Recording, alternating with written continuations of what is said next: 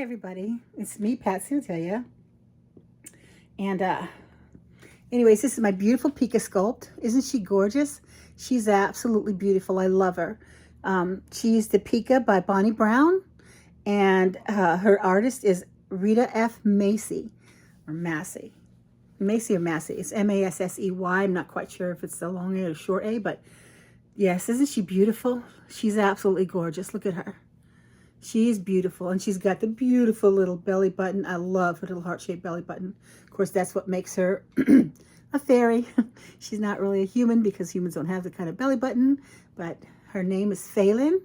I named her Failin, like F-A-E, like Fae, the Fae fairies, and then Lynn, Failin. And because she's a Fae fairy to me, that's what I've made her. So she's a Fae fairy, which is really cool because, you know, they're mystical and little mystical creatures, and well, big, I guess. They're, you know, they can look like humans, and they're whimsical and capricious, and depending on their mood, and they can be like, you know, they can grant favors, and they watch nature, they guard nature basically, and so yeah, so I'm thinking that, you know, I made her. I have to come up with a story about how she came to me, but see, her hair was a total mess.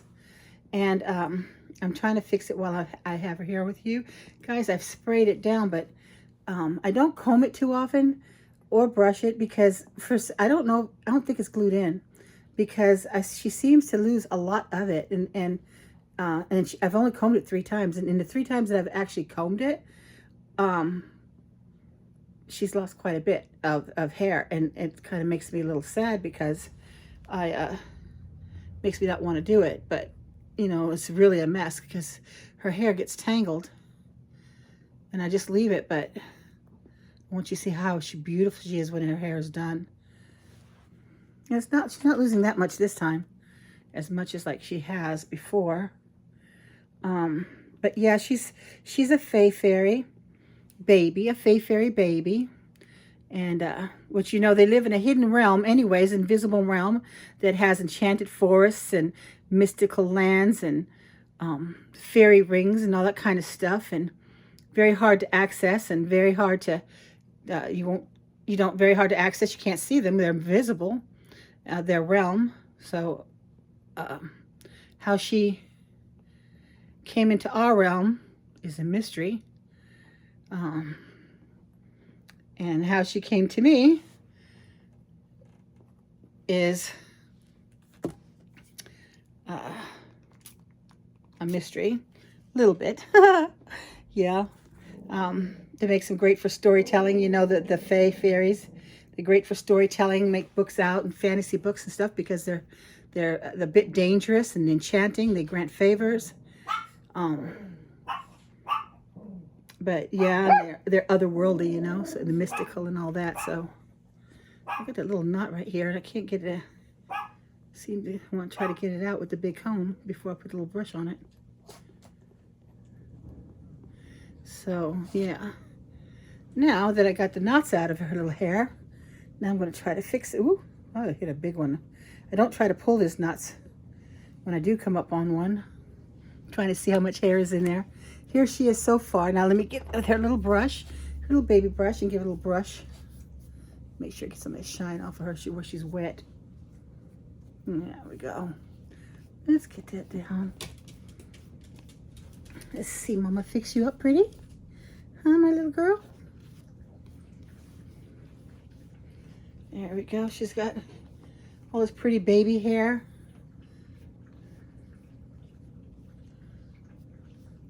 And the pretty little bangs. Let me see if I got her looking good like when she first came to me, how gorgeous she was. Their little bangs, little hair. Okay, well, she's got one big hair hanging out there. How's that, my pretty girl? Is Mommy's beautiful baby girl, huh? And here she is, my little Fae fairy. Isn't she beautiful? From her mystical land to our land. She's absolutely stunning. And I'll move this out of the way so I can see some of this stuff but anyways, yeah, so that their world coexists with ours.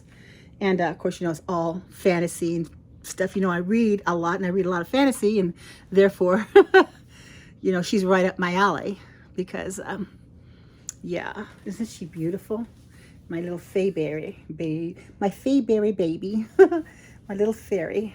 Isn't she gorgeous? I love that belly button. And when she stands, she's just the cutest little thing when she stands up. And I just love her.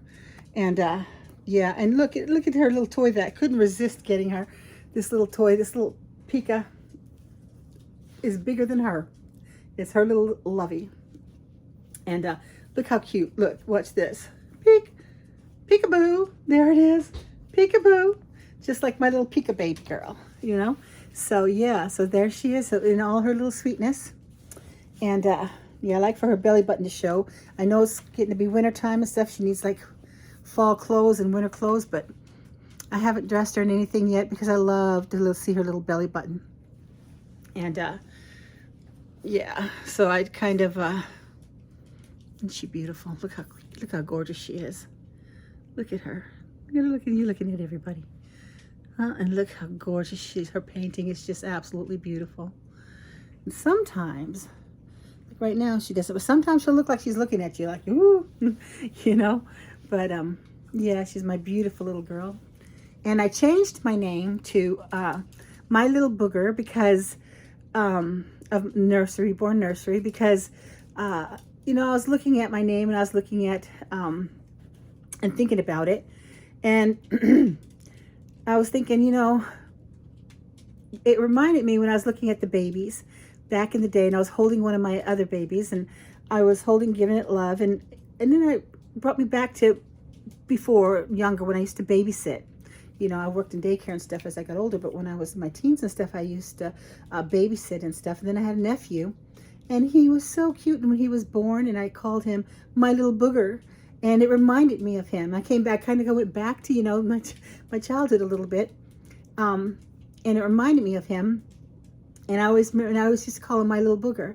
And then, of course, my children were born. I don't know if I called him My Little Booger or not, or Little Boogers or any. I don't know if I did that or not, because, you know, it's a lot that, you know, you remember a lot of stuff and some stuff you forget.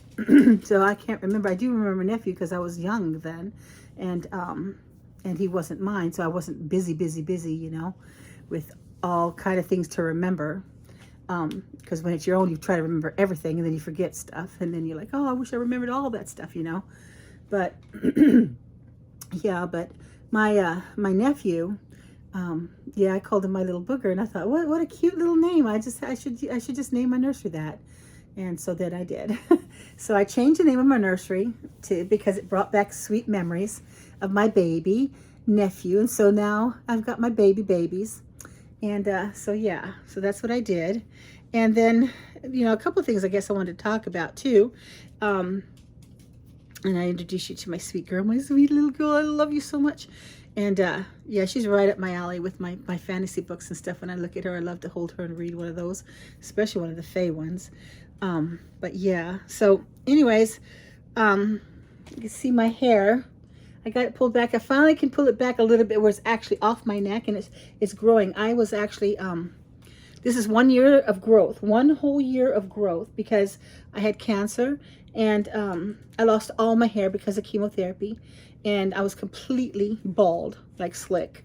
And so I as of November 2nd, I'm 1 year free, cancer free, and my hair has grown for 1 year so far, and this is as long as it's gotten. It's real curly, but and now the texture has changed from what it was before, but it's still curly like it was before, but a better curl. And then when I make it wet, it comes out. But right now I brushed it out, and so, but I'm able to pull it back. And this is the first time since it's grown that I've been able to pull it off my neck a little bit. And so I know it made me very happy, because I had hair down my back. I had pretty long hair when it all fell out. But yeah, so I'm pretty happy with what I got right now. So anyway, but I'm letting it grow because I want it to get back like it was, or longer, because I really like long hair. And so yeah, anyway, so and then just recently I had to go for a biopsy. I went for one, about 2 weeks ago, that because two things had lit up on a PET scan, and I went for one, and I had a good feeling about that one. I didn't know about the second one at first. Well, the doctor did talk about the one, but she thought it was on the bone, so they took it from my hip because it lit up on my hips as well. And so, if it wasn't a bone, it would have been the entire skeleton, so it would have been okay to take from my hip. So they took from my hip and in the bone and did the biopsy, but I didn't have a bad feeling about that. I didn't have a bad feeling at all. I kind of felt like, it was inflammation. I kind of felt like it was going to be okay. I didn't have any apprehensions or any kind of fear or scared or anything about that one. And it came back, good report, positive. That, that it was that there was nothing that was there. I'm absolutely 100% okay there. So then the doctor wanted to take where she saw it. She thought it was in the bone, and she thinks this might be in the lymph nodes in my lungs. And when she told me that, when she was like, she had a face when she told it to me, like a I'm sorry type of face. And then, I kind of let it go. It bothered me just a hair, but I let it go because I didn't want to get into, feeling nervous and stuff about it, although I was. But you know how you get kind of like you try to bury that, because, well, for me, I don't want to call nothing bad on myself. You know what I'm saying? So I didn't want nothing because, the Bible does say in Proverbs 18:24 that death and life are the power of your tongue. You speak some of that stuff on yourself. And so I didn't, and you get the fruit thereof, and because the Lord will, he put death first because that's what we all mostly speak. Everybody mostly speaks like, negative things. And then he says, speak life, and stuff, because you get the fruit of your tongue. What you speak is basically what you're going to end up with, 9 times out of 10. So I didn't want to call anything on myself. So I didn't want to focus on the negative aspect of it, but I remember how her face looked. But I kind of got over it just a little bit until I had to talk to the doctor I talked to the doctor called about the hip one, which was okay, but he wanted to talk to me. We talked about some, if there was any, if I saw anything or anything like that, infection or anything, which was not. And, but when he called, he said, oh, you're going to go for the biopsy in the lungs and in the tissue. And I was like, oh man. And when he said it, it kind of put a little bit of a, I don't know, it kind of brought back my doctor, the way she looked when she said it. And then of course he said it. So then I kind of got a little bit, in a little scared side, you know what I'm saying, a little bit. And then I tried to, not feel the weight of it, but I was. So I went into prayer and I was praying about it, and I was praying and praying, and I felt like a pop, like that, and in the midst of my prayer. And I knew right away when I felt that, I knew it was going to be okay. I knew that it was going to be all right. And you know what? I praise God. I went and I got the biopsy, and it was completely clear. So what it was, I live in Kentucky, and we have the Ohio River and the Ohio River puts off a fungus that everybody in Kentucky breathes, and you breathe it in. And when you get healed of it, it can leave inflammation, which lights up on a PET scan. And and they call it, I can't remember the name of it. There's a name for it, but it's a fungus. But locals call it Kentucky crud. And so that's what it was. And thank God, thank God, I am totally cancer-free. So 1 year cancer-free, because I had uterus cancer. And they took that out. And then of course they gave me the chemo and radiation and all that. And I lost my hair and went through a whole year of all that. So, and I got neuropathy from it right now, but I'm not claiming that. I just had the symptoms of it. As far as, I'm praying over that to completely go away. So far it hasn't, but I'm praying that it will, because it's very painful, and it's very uncomfortable and very hard to walk. But I'm able to start driving, which I haven't driven in 2 years. And so yeah, there's a whole story on that. I'll talk more about that maybe another time. But yeah, but I just wanted to touch on that because I was thinking about courage and fear. Courage, like I talked about courage not too long ago, and how courage, courage takes faith. And I said, it's kind of like the faith thing. And so, I was thinking about it, and courage does take faith because, I'm not gonna say at first I didn't have the courage. I kind of was a little bit, sorry, one second. I was a little bit nervous. What time is it? A little bit nervous, and you know, okay, I was a little bit scared. Yeah, truth be known, I was a little bit scared, and you know, and therefore I didn't have any courage or anything like that. And then when I prayed, it popped off of me.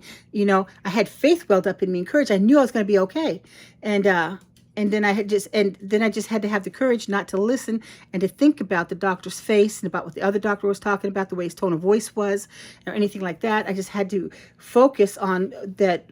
When I did pray, that I felt that release, and that I felt that I'm going to be okay, you know. And so then I had to stand. I had to stand, and I had to use courage to stand in faith, believing that I was okay till I got that biopsy, which I had a couple days ago. And I'll tell you, you know, as long as I kept my eyes on the Lord, and I knew and I felt, you know, that when I was prayed, He answered my prayers, I was okay. But when I started looking, thinking about the doctor and the doctor's face and what they were saying and the way the tone of voice was, then it put me back into the nervous part of it, you know. And then I was like, and then you don't want to say nothing because, like I said, you don't want to call nothing on yourself. So then you don't want to talk about it to anybody. But then you need the encouragement. It was like I was going through a whole bunch of emotions on that. But I knew that I was okay. So what I did was I stood on my prayer, believing my prayer was answered. When I felt that little pop like that, and I felt that my prayer was answered. And sorry about that there again. Oops, sorry. Let me see, get that off. And yeah, so that it was answered. And so, you know, courage and faith, they work together as well. Well, you know, you have to have the courage to stand in faith, believing something when you don't see or know a result of anything, or a situation that's rough, you know. And so I went through that, and I'm glad that I got a good report. I'm glad everything's okay. And so, yeah. And so anyways, this is my Peeka, and I just love her. And I wanted you guys to see her. And now I'm keep getting calls. I'm going to have to, yeah, I'm going to have to get off of here because the natural world's calling, you know, literally. And so, yeah, talk to you guys later. Bye.